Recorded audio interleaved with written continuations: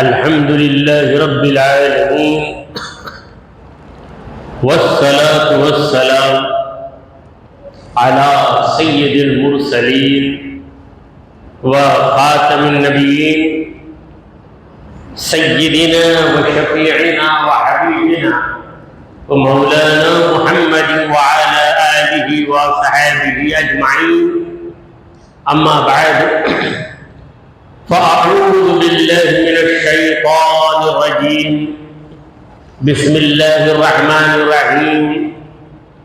وَإِذِ ابْتَلَىٰ إِبْرَاهِيمَ رَبُّهُ بِكَلِمَاتٍ فَأَتَمَّهُنَّ قَالَ إِنِّي جَاعِلُكَ لِلنَّاسِ إِمَامًا قَالَ وَمِن ذُرِّيَّتِي قَالَ لَا يَنَالُ عَهْدِي الظَّالِمِينَ. صدق اللہ مولانا العظیم. حاضرین محفل، السلام علیکم ورحمۃ اللہ وبرکاتہ.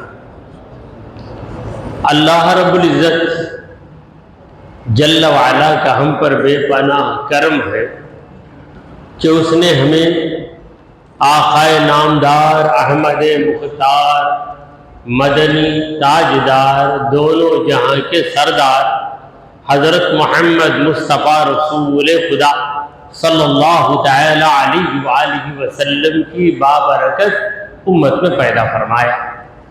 سامعین کرام، جس آیت مبارکہ کی میں نے تلاوت کی ہے وہ سورہ بقرہ کی 124 نمبر کی آیت. اللہ رب العزت ارشاد فرما رہے ہیں وَإِذِ ابْتَلَىٰ إِبْرَاهِيمَ رَبُّهُ. یاد کرو جب آزمایا ابراہیم کو ان کے رب نے بِكَلِمَاتٍ چند باتوں سے فَأَتَمَّهُنَّ تو ابراہیم علیہ السلام نے ان کو پورا کر دیا. قال اللہ نے کہا انی جاعلک للناس اماما، اے ابراہیم یقیناً میں تمہیں لوگوں کا امام بنانے والا ہوں. قال ومن ذریتی، ابراہیم علیہ السلام نے عرض کی اے اللہ میری اولاد میں بھی یہ فضیلت رکھ دے. قال اللہ نے کہا لا ینال عہد الظالمین، میرا یہ درجہ ظالموں کو نہیں مل سکتا. یہ اس آیت کے لفظوں کا ترجمہ رہا. اس پوری آیت میں اللہ تبارک و تعالی حضرت ابراہیم علیہ السلام کی شان بیان فرما رہا ہے. یعنی نعت ابراہیم اس آیت کریمہ میں بیان کی گئی. حضرت ابراہیم علیہ السلام کو اللہ کی جانب سے جو لقب ملا وہ خلیل اللہ کا لقب ہے. اللہ کے خلیل، اللہ کے دوست. اللہ کسی کو اپنا دوست بنا لے یہ بڑی بات. بندہ رب کو دوست بنا لے کوئی بڑی بات نہیں ہے. تم بندے ہو، رب کو دوست بناؤ. رب بندے کو دوست بنائے وہ بڑی بات ہے. پروردگار عالم اپنے کلام پاک میں فرماتا ہے وَاتَّخَذَ اللَّهُ إِبْرَاهِيمَ خَلِيلًا، اللہ نے ابراہیم کو دوست بنایا. ایسا نہیں کہا کہ ابراہیم نے اللہ کو دوست بنایا. واقعی ابراہیم علیہ السلام نے اللہ کو دوست بنایا.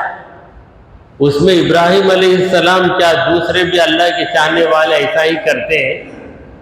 مگر اللہ خود اپنے کلام پاک میں اپنی آخری کتاب میں کہہ دے کہ ابراہیم میرا ایسا بندہ ہے کہ اس بندے کو میں نے اپنا دوست بنا دیا.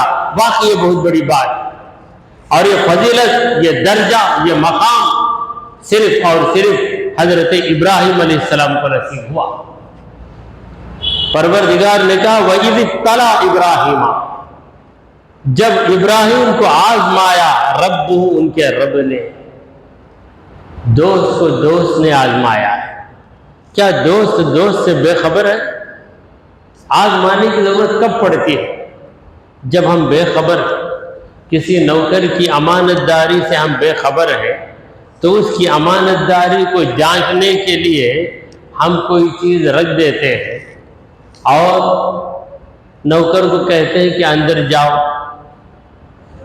نوکر جاتا ہے، اگر خیانت والا ہو تو اس چیز کو ہڑپ کر لیتا ہے، اگر امانت دار ہو تو اس چیز کو لا کر آپ کے حوالے کرتا ہے۔ تو آپ جانچتے ہیں اس لیے کہ آپ کو شک ہوتا ہے۔ خدا کو تو شک نہیں، مگر خدا نے کیوں آزمایا؟ یاد رکھیے، خدا نے اپنا شک دور کرنے کے لیے نہیں آزمایا، لوگوں کا شک دور کرنے کے لیے آزمایا، تاکہ لوگ یہ نہ کہیں کہ ابراہیم علیہ السلام کو یہ فضیلت یوں ہی مل گئی۔ اے لوگوں، ابراہیم کو اتنا بڑا مقام ملا ہے، مگر ابراہیم علیہ السلام کی قربانیوں پہ بھی غور کرو۔ کہاں کہاں ابراہیم علیہ السلام نے قربانی نہیں دی، اور خدا نے ابراہیم علیہ السلام سے جب بھی قربانی طلب کی، ابراہیم علیہ السلام نے نہ کہا۔ نہ کہنا تو دور کی بات، کچھ سوچا بھی نہیں۔ رب نے کہا کر، فوراً کر دیا، انجام پہ غور نہیں کیا۔ کیا انجام؟ رب راضی رہے، جیوں تو جیوں، مروں تو مروں، مرنے میں اس کی رضا مندی ہے تو میں مرنے کے لیے تیار، جینے میں اس کی رضا مندی ہے تو میں جینے کے لیے تیار، میرا جینا اس کے حوالے، میرا مرنا اس کے حوالے۔ یہ تھے حضرت ابراہیم علیہ السلام۔ تو اللہ نے ابراہیم کو آزمایا۔ دیکھیے اس عبارت کے اندر، اس جملے کے اندر کتنا پیار ہے۔ جب ابراہیم کو اللہ نے آزمایا تو بھی بات بالکل صحیح ہے، مگر اللہ نے کہا ربہ، ابراہیم کو ابراہیم کے پالنے والے نے آزمایا، ابراہیم کو ابراہیم کے رب نے آزمایا۔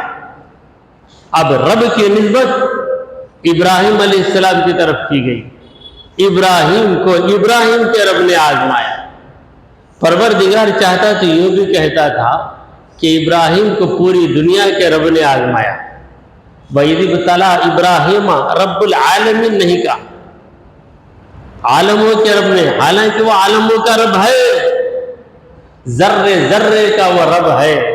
وہ کون سی چیز ہے جس کا خدا رب نہیں؟ مگر یہاں خدا اپنی ربوبیت کی نسبت ابراہیم علیہ السلام سے کر رہا ہے۔ وَإِذِ ابْتَلَىٰ إِبْرَاهِيمَ رَبُّهُ، ابراہیم کو ابراہیم کے رب نے آزمایا۔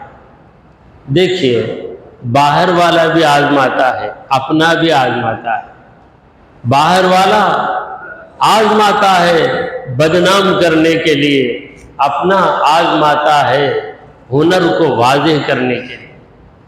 تو پروردگار نے کہا کہ ابراہیم میرا غیر نہیں ہے، وہ تو میرا خاص بندہ ہے، میرا عاشق بندہ ہے، میرا وفادار بندہ ہے، میرا فرما بردار بندہ ہے، میں سب کچھ جانتا ہوں، اس کے باوجود میں نے آزمایا۔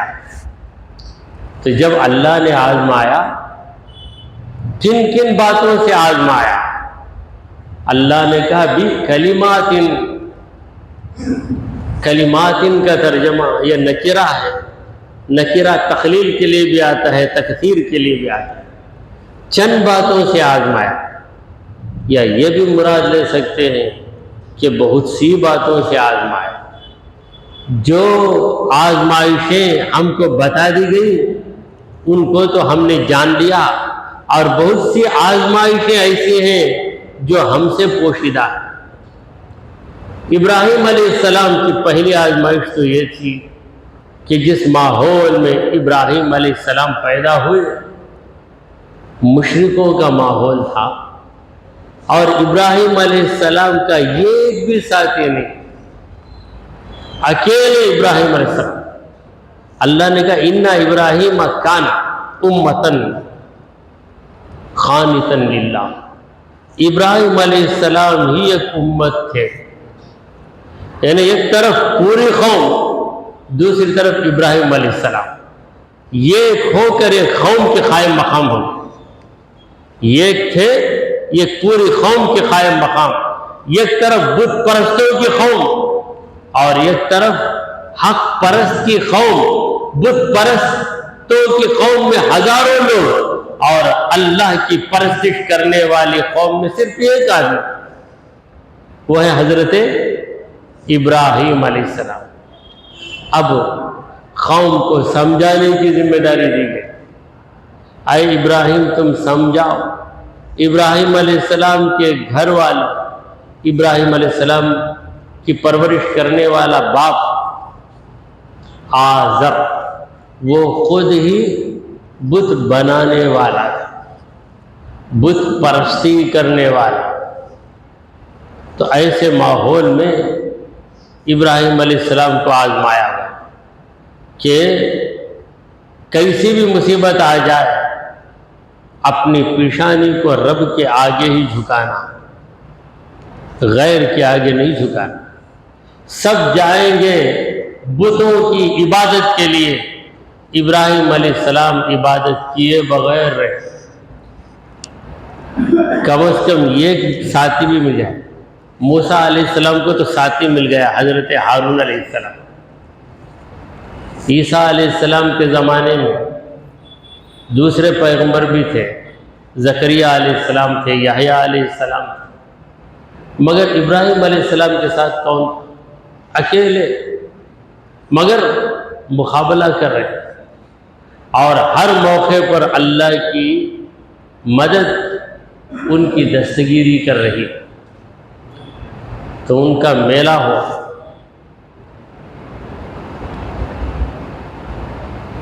ابراہیم علیہ السلام جس بستی میں تھے اس بستی کے لوگوں کا بہت بڑا میلہ ہوا، اور یہ لوگ نکلے اپنی بستی سے ایک دور مقام پر جا کر جشن کرنے کے لیے، خوشیاں منانے کے لیے۔ اب ابراہیم علیہ السلام کو بھی انہوں نے بلایا، اے ابراہیم چلو ہمارے ساتھ۔ تو ابراہیم علیہ السلام نے کہا کہ انی سقیم، میں بیمار، جسمانی بیماری کو بھی بیماری کہتے ہیں۔ دل کی بیماری کیا ہے؟ دل میں رنج ہو، غم، یعنی میں رنجیدہ ہوں، یہ مطلب اسے کہتے ہیں توریہ کا مطلب ظاہر میں جھوٹ رہے مگر بولنے والے کی مراد سچ رہے۔ میں بیمار ہوں تو لوگ سمجھے کہ نہیں جسمانی بیماری ہے، بخار ہے یا پیٹ میں درد ہے، مگر ابراہیم علیہ السلام یہاں بیماری سے مراد دل کی بیماری لے رہے تھے۔ دل کی بیماری ہے کہ دل نہیں لگتا، تم لوگوں کے ساتھ آؤں گا تو تم لوگوں سے میرا دل نہیں لگے گا، لہٰذا میں بیمار ہوں۔ تو قوم چلے گئی، اب سبق پڑھانا ہے ابراہیم علیہ السلام۔ سبق پڑھانے کے لیے بت کدے میں گئے، کئی بت ہیں مندر میں، اندر گئے تمام بتوں کو توڑ دیا، بڑے بت کے گلے میں کلہاڑی لٹکا کر آ گئے سبق پڑھانے کے لیے۔ لوگ واپس آئے، آ کر دیکھا تو یہ حشر ہو کر سارے ٹوٹ کر، کسی کی ناک ٹوٹ گئی، کسی کے ہونٹ گر گئے، کسی کے کان توڑ دیے، جیسے جیسے ہوا توڑ پھوڑ کر بڑے بت کو دھکا دیے بغیر اس کے گلے میں کلہاڑی ڈالی۔ اب یہ لوگ آئے، کون کیا ہوگا یہ کام؟ تو کسی نے کہا کہ سمعنا فتى يذكرهم يقال له ابراہیم، یہاں پر ایک نوجوان ہے جو ہمیشہ ان بتوں کے خلاف بولتا ہے، ان کو خدا نہیں مانتا، اسے ابراہیم کہتے ہیں لوگ، یقال له ابراہیم، اسے ابراہیم کہا جاتا ہے۔ اب بلاؤ اسے، بلا کر پوچھا گیا، اے ابراہیم کیا تم نے یہ کام کیا؟ کہ نہیں، بڑے نے کام کر دیا۔ کس نے؟ دیکھو کتنا غصہ گیا اس کو، گلے میں کلہاڑی، سوگ کو توڑ پھوڑ کر آخر بڑھ گیا۔ شاید کچھ غلطی کیے ہوں گے چھوٹے بت، تو بڑے بت کو غصہ آ گیا، آ کر سوگ کو توڑ رہا۔ اب دیکھو اس کے گلے میں بھی کلہاڑی ہے، دیکھو کلہاڑی لٹکا کے بیٹھا ہے، اب کوئی بھی کرے گا تو کلہاڑی سے مار دے۔ تو یہ لوگ دیکھیں کیا احمق بنا رہا ہے، کیا ہم کو احمق بنا رہے ہیں؟ کہ نہیں، احمق بنا نہیں، پہلے سے احمق ہے تم لوگ، پہلے سے ہے تم لوگ۔ تو انہوں نے کہا کیا تو نہیں جانتا کون کیا؟ بولے نہیں، ان سے پوچھو نا، تمہارے خدا ہے۔ یہ کہ خدا گر کے اس کی حالت خراب ہے، کسی کا سر ٹوٹ گیا، کسی کا ہاتھ کٹ گیا، پوچھو اتنا بڑا ایکسیڈنٹ کیسا ہوا، تم لوگوں کو جا کے پوچھو۔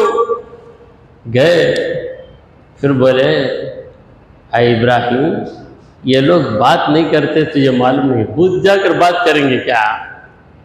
یہ پتلے بات کریں گے کیا ابراہیم؟ بولے پتلے بات نہیں کریں گے یہ تم جانتے ہو، پتلے تم کو پیدا کریں گے یہ نہیں معلوم کیا تم کو؟ پھر تم ان کی عبادت کیوں کرتے ہو؟ جو پیدا کیا اس کی عبادت کرو، اسی کی عبادت کرتے؟ تو سوائے غصے کے کچھ نہیں کرتے، لاجواب ہو گئے۔ تو کیسا، کس طرح کی تبلیغ کی ہے حضرت ابراہیم علیہ السلام، احمق بنا دیا، احمق بنایا، حقیقت میں احمق بنے ہوئے تھے، ان کی حماقت کو ظاہر کی۔ کہتے ہیں نا کسی کو گرمی زیادہ ہو گئی، چھپی رہتی گرمی، اس میں ٹھنڈک ڈالتے ہی گرمی باہر آ جاتی، گرمی باہر آ گئی بس۔ اب ان کی حماقت جو چھپی ہوئی تھی باہر آ گئی، وہ لوگ خود مانتے ہیں یہ لوگ بات نہیں کرتے نا، یہ تو مٹی سے بنے ہیں، ہمارے ہاتھوں سے ہم بنائے، ان سے کیسا پوچھیں گے ابراہیم؟ اچھا اتنی عقل مند بن گئے گا تم؟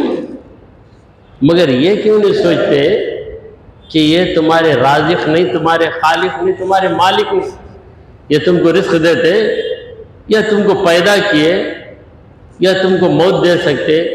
کیا یہ لوگ تم کو زندہ رکھیں؟ جب کچھ بھی رہتے پھر جو حقیقی خدا ہے اسے چھوڑ کر تم ان کی عبادت میں لگے۔ تو اس موقع پر ابراہیم علیہ السلام نے ایک دم دلیری سے کام لیا۔ پھر موقع آیا، ابراہیم علیہ السلام کو کیا کر دیا گیا؟ آگ میں ڈالنے کے لیے آگ بھڑکائی، زبردست آگ، زبردست آگ۔ کیا جرم ابراہیم کا، کیا غلطی ابراہیم کی؟ اے نادانو، جو واقعی تمہارا خدا ہے اس کی عبادت کرو، ایسی چیز کی عبادت کر رہے ہو جو چیز خود سے موجود نہیں، تم نے اپنے ہاتھوں سے بنایا اسے۔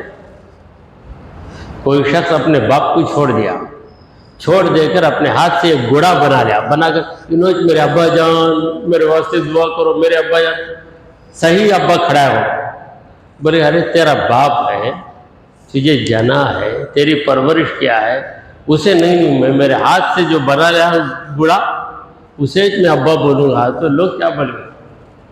احمق بولیں گے۔ تو کسی بے جان چیز کو اپنا باپ بنا کر اس کی عزت کر رہا ہے، کیا تمہیں کھاتے کیا خدمت کروں پوچھ رہا ہے کسے؟ اپنے ہاتھ سے بنا لیا گھوڑا اسے، تو ساری دنیا بولی کیا بیوقوف ہے۔ یہی حال ہے، جو خدا پیدا کیا اسے چھوڑ دیے، جو اپنے ہاتھوں سے پتلے بنائے اس پتلے کو اپنا خدا مان کر اس کی تعظیم بھی کر رہے ہیں، اس کی عبادت بھی کر رہے ہیں، اس سے مرادیں بھی مانگ رہے ہیں۔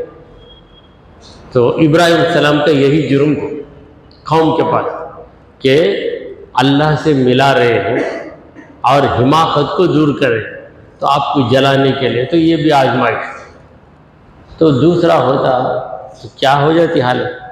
کچھ بھی نہیں، ذرا وارنٹ آ گیا ہے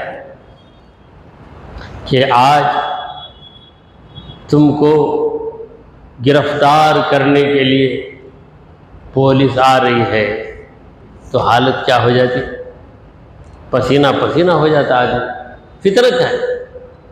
تو ابراہیم علیہ السلام کی فطرت میں مخلوق کا خوف نہیں، ابراہیم علیہ السلام کی فطرت میں خدا کی محبت، اطمینان سے۔ آپ کو ایک گوفن میں بٹھا دیا گیا، وہ ایک قسم کی کرسی ہے جو جب اس کی رسی کھینچی جاتی تو وہ کرسی آگے بڑھے گی، رسی کھینچیں گے تو کرسی آگے، اسے عربی میں منجنیق کہتے ہیں، منجنیق۔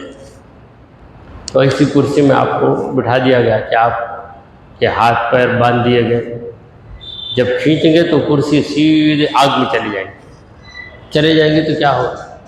کرسی بھی جل جائیں گے، آپ بھی جل جائیں گے۔ تو یہ منظر ہے چہرے پہ ذرا برابر خوف نہیں. آزمائش، میرے رب کی آزمائش. جبرائیل علیہ السلام تشریف لائے. پروردگار عالم دلوں کا مالک ہے. جبرائیل علیہ السلام کے دل میں اللہ نے ابراہیم کی ہمدردی ڈالی. کسی انسان کے دل میں ہمدردی نہیں آئی، فرشتے کے دل میں آ گئی ہمدردی. جبرائیل علیہ السلام کہے اے رب العالمین، تیرا یہ بندہ اکیلا اتنا بڑا پرابلم فیس کر رہا ہے، اتنی بڑی مصیبت کا سامنا کر رہا ہے تیرا بندہ. اے پروردگار کیوں ایسا؟ رب نے کہا اے جبرائیل تم کیا چاہتے؟ اے اللہ اگر اجازت دے، اے پروردگار اگر تو اجازت دیتا ہے تو میں جاتا ہوں مدد کرنے کے لیے. اور تو نے مجھے اتنی طاقت دی ہے کہ میرے 600 پر، یہ پر بھی ماروں گا تو پوری آگ بجھ جائے گی، اور یہ پر سے پہاڑ کو اٹھا کے لڑکاؤں گا تو پوری قوم پہ پہاڑ گر کے سب چپک جائیں گے. تو اے جبرائیل جاؤ، مگر خلیل سے پوچھ لو، پہلے ابراہیم سے پوچھ لو. گئے ابراہیم علیہ السلام کے پاس. اے میرے بھائی ابراہیم، میں آ گیا ہوں آپ کی مدد کے لیے. بولو کیا مدد کرو؟ آپ کہو تو آگ بجھا دو، آپ کہو تو پوری قوم کو چپکا کے رکھ دو. تو ابراہیم علیہ السلام نے کہا کہ میرے اور میرے رب کے درمیان کا معاملہ ہے، ہمارے معاملے میں انٹرفیئر آپ کو کرنے کی ضرورت ہے، مداخلت مت کیجئے. مجھے یہ بتائیے آپ اپنی مرضی سے آئے یا رب کے حکم سے آئے؟ تو جبرائیل علیہ السلام چکر مکر نہیں ان کے اندر، اللہ کے فرشتہ صحیح صحیح بتایا کہ میں خود اللہ سے اجازت لے کر آیا ہوں. اللہ نے کہا اے جبرائیل تمہاری مرضی ہو تو جاؤ. کہا تمہاری مرضی؟ میں کسی کی مرضی کا خیال نہیں کرتا، میں تو رب کی مرضی کا خیال کرتا ہوں. علمہ بحالی یغنینی عن سوالی، میرا رب میری حالت سے باخبر ہے، پھر اس باخبر مولا سے میں کیا فریاد کروں؟ میں میری جتنی بھلائی چاہتا ہوں اس سے بڑھ کر میری بھلائی میرا رب چاہتا ہے. اگر میرا رب مجھے جلا کر راکھ بنانا چاہے تو میں راکھ بن کر میرے مولا کی نگاہوں میں مقبول ہو جاؤں گا. میں میری زندگی دینے والے پہ نثار. تو جبرائیل علیہ السلام بھی رخصت ہو گئے. خدا کی قدرت دیکھ رہی تھی. جب منجنیق کو پھینکا گیا، ابراہیم علیہ السلام آگ میں گئے، تو اللہ نے نہ فرشتے کو بلایا، نہ جبرائیل کو حکم دیا، نہ کسی فرشتے کو بلایا، بلکہ پروردگار عالم نے ڈائریکٹ آگ سے کہا یا نارو اے آگ کونی بردم و سلام علی ابراہیم، تو میرے ابراہیم پر ٹھنڈی ہو جا اور سلامتی والی ہو جا. تو جبرائیل علیہ السلام کو حکم نے دیا کہ اے جبرائیل جاؤ آگ کو ٹھنڈی کرو، مگر اللہ نے آگ ہی سے خطاب کیا. وَقُلْنَا يَا نَارُ، ہم نے کہا اے نار. نار عربی زبان میں آگ کو کہتے ہیں. تو وہ آگ بھی کتنی خوش قسمت تھی جس آگ سے رب نے خطاب کیا، اور وہ خطاب فرشتے کے وسیلے کے بغیر ہوا. یا نارو اے آگ کونی ہو جا بردن، ٹھنڈی ہو جا، مگر اتنی ٹھنڈی نہ ہو جا کہ تیری ٹھنڈک سے میرے ابراہیم کے نازک بدن کو تکلیف پہنچے. وہ سلامتی والی ٹھنڈک بن، ایسی ٹھنڈک بننا کہ اس میں ابراہیم کو تکلیف بھی نہ ہو. دیکھیں یہ سی اب برابر ہے، مگر وہ ور ہو جائے تو کیا ہوتا ہماری حالت؟ ایک دم ٹھنڈک جو ہے کانٹوں کی طرح بدن میں چبھنے لگتی ہے. کیا بھائی یہ سے بڑا گلے کیا، ذرا کم کرو نا، لیول پر لاؤ نا، بولنے لگتے ہیں. تو اللہ نے کہا ہے یہ آگ یہ سی کی طرح مت بن جا، مگر اتنی ٹھنڈی بن کہ میرے ابراہیم کو تکلیف نہ پہنچے، اس لیے بردن کے بعد وسلامن بھی کہا۔ برد کا معنی ٹھنڈک، سلامت کا معنی سلامتی والا، بردن وسلامن، یعنی تو ٹھنڈی بنی بھی تو کمفرٹیبل رہنا، کمفرٹیبل رہنا میرے ابراہیم، جسم کو تکلیف نہیں ہونا۔ علی ابراہیم، تو منظر دیکھا لوگوں نے کہ ابراہیم علیہ السلام پر آگ کیا بن گئی؟ باغ بن گئی۔ دشمن ابراہیم کو دینا چاہتا ہے داغ، مگر خدا ابراہیم کے لیے بنانا چاہا باغ، تو داغ گیا، باغ آ گیا، دیکھتے رہ گئی پوری کائنات۔ جبرائیل علیہ السلام بھی دیکھے ہوں گے، کیا ابراہیم کیا محبت ہے تمہاری، رب سے کیا تعلق ہے تمہارا، اگر تم مجھ سے مدد مانگتے تو میرا احسان بھی ہو جاتا، اور میں بھی اتنا کرتا کہ یا تو آگ کو بجھاتا یا دشمن کو مٹاتا، مگر یہاں پہ دشمن کو مٹایا نہیں گیا، آگ کو باغ بنا کر رب نے آگ کو نہیں جلایا، دشمنوں کے دلوں کو جلا دیا، دشمنوں کے دلوں میں آگ لگ گئی۔ کیا ہو گیا؟ کیا ہو گیا؟ کہتے ہیں کہ نمرود کی بیٹی بھی ایمان لے آئی اس کرشمے کو دیکھ کر، مگر نمرود ایمان نہیں لایا۔ تو ایسی کئی آزمائشیں تھیں۔ کئی سالوں کے بعد اسماعیل علیہ السلام پیدا ہوئے، تو حکم دیا کہ اے ابراہیم اپنی بیوی حاجرہ اور اسماعیل دونوں کو لے جاؤ اور کعبے کے پاس چھوڑ کے آئے۔ اور اس وقت کعبہ یہ ایک غیر آباد علاقہ تھا، کوئی انسان وہاں نہیں تھا، کیونکہ وہاں پانی بالکل نہیں تھا، پانی کا یہ قطرہ بھی نہیں، بے آب ہو گیا صحرا تھا۔ یہ ایک ایسا صحرا تھا جس میں نہ گھاس نہ پانی، بس زمین، چٹیل زمین۔ تو چھوڑ دیا، نکل گئے ابراہیم علیہ السلام۔ بیوی بلا رہی ہے، بی بی حاجرہ بلا رہی ہے، کہتے ہیں جیسی روح ویسے فرشتے، جیسے شوہر ویسے ان کی بیوی اللہ نے عطا کی۔ نکل رہے ہیں، اے میرے شوہر مجھے میرے بچے کے ساتھ تنہا چھوڑ کر کہاں جا رہے ہو؟ کیوں جا رہے ہو؟ کس وجہ سے؟ ہم سے کیا غلطی ہو گئی؟ کچھ جواب نہیں دے رہے۔ تو بی بی حاجرہ نے سوچا کہ میرا شوہر تو ظالم نہیں ہے، بڑا رحم دل ہے میرا شوہر۔ پوچھنے لگی اے میرے سرتاج، اے میرے شوہر، کیا رب کے حکم سے آپ یہ کام کر رہے ہیں؟ تو اس وقت جواب دیا ہاں، بس جب رب کے حکم سے آپ نے کیا تو میرا رب میری حفاظت کر رہے ہیں۔ یہ ایمان تھا بی بی حاجرہ کا۔ تو رب نے ایسا انتظام کیا کہ بی بی حاجرہ پانی کی تلاش میں صفا سے مروہ، مروہ سے صفا آئی، بالآخر حضرت اسماعیل علیہ السلام کے یڑیوں کو مار رہے تھے وہ زمین پر، یڑی کے نیچے سے ایک پانی کی دھار نکلی، دھار کیا نکلی؟ ایک بہار نکلی، بھاگ کر آ گئی بی بی حاجرہ۔ پھر آنے کے بعد دھار کے بعد ادھر سے دھار نکلی، ادھر سے دھار نکلی، چاروں طرف سے بہترین پانی نکل رہا۔ تو بی بی حاجرہ نے اپنی زبان سے کہا اے پانی رک جا رک جا، وہاں پہ کٹا بنانے لگے، وہاں جو ریت تھی ریت کو رکھ کر زم زم زم زم کا معنی کیا ہے؟ رک جا رک جا رک جا۔ تو پانی بیچ میں ہو گیا، اب اپنے بچے کو پلایا، خود بھی پی۔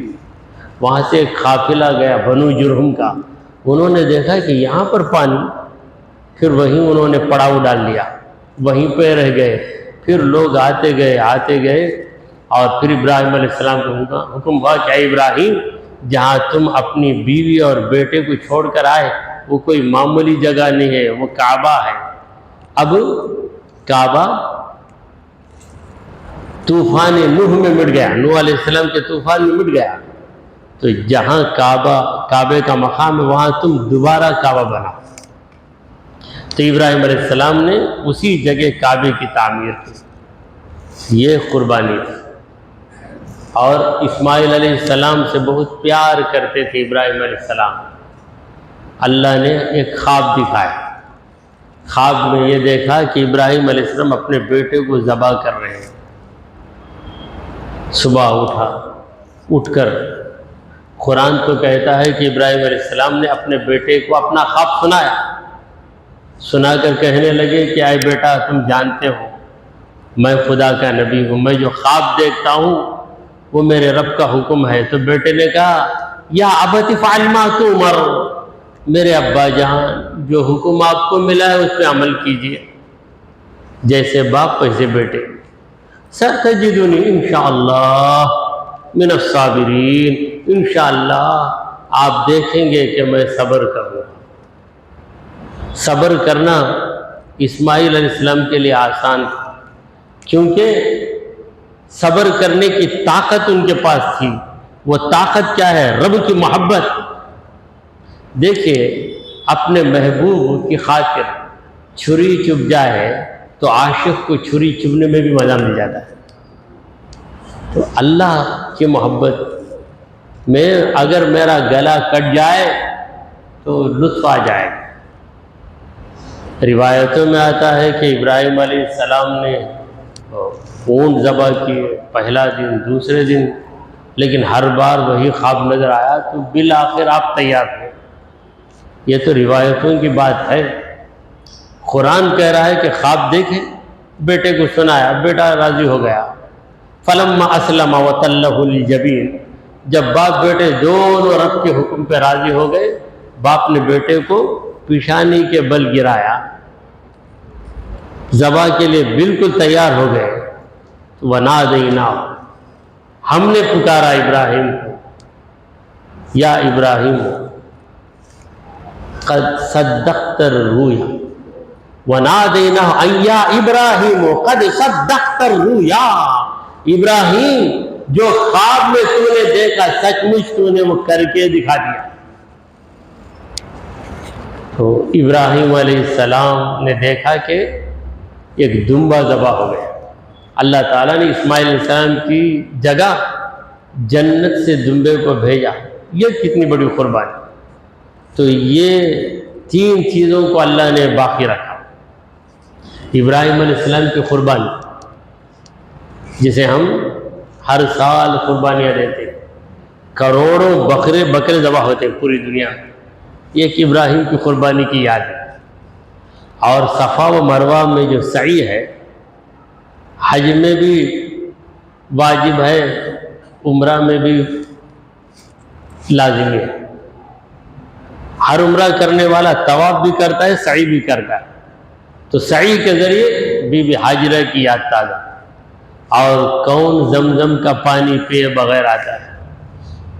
طواف کعبہ کے بعد مقام ابراہیم پہ 2 رکعت نماز پڑھنے کے بعد زمزم کا پانی پینا سنت ہے، پیتے ہیں۔ اور طواف کے بغیر بھی لوگ پیتے ہیں۔ اور کوئی پانی پوری دنیا میں نہیں جاتا سوائے زمزم، ساری دنیا میں۔ حاجی کہاں سے نہیں آتے، انڈیا سے جاتے، امریکہ سے آتے، رشیا سے آتے، جاپان سے آتے، ہر جگہ سے آتے، اور ہر حاجی اپنے ساتھ زمزم کا پانی لے کر جاتا ہے۔ پوری دنیا میں پہنچتا ہے وہ پانی جو اسماعیل علیہ السلام کے ییڑی کے ٹکر سے نکلا تھا۔ قدم مبارک کی برکت۔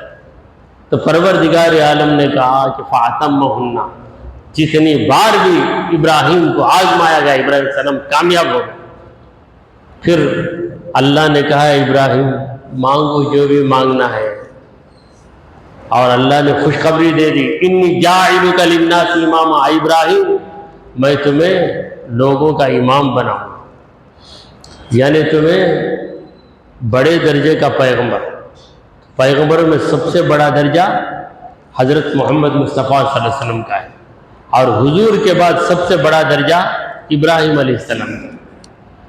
تو اللہ نے کہا کہ اے ابراہیم، میں تمہیں لوگوں کا پیشوا بناؤں گا، تمہارے بعد آنے والے تمہاری یاد کرتے رہیں گے۔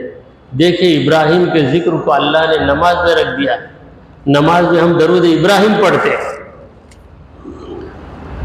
تو ابراہیم صلی اللہ علیہ وسلم اپنی اولاد کو یاد کرتے، قال ومن ذریتی، اے پروردگار میری اولاد میں بھی یہ چیز دے دے، یعنی میری اولاد میں بھی پیغمبر کو بنا۔ اللہ نے قبول کیا۔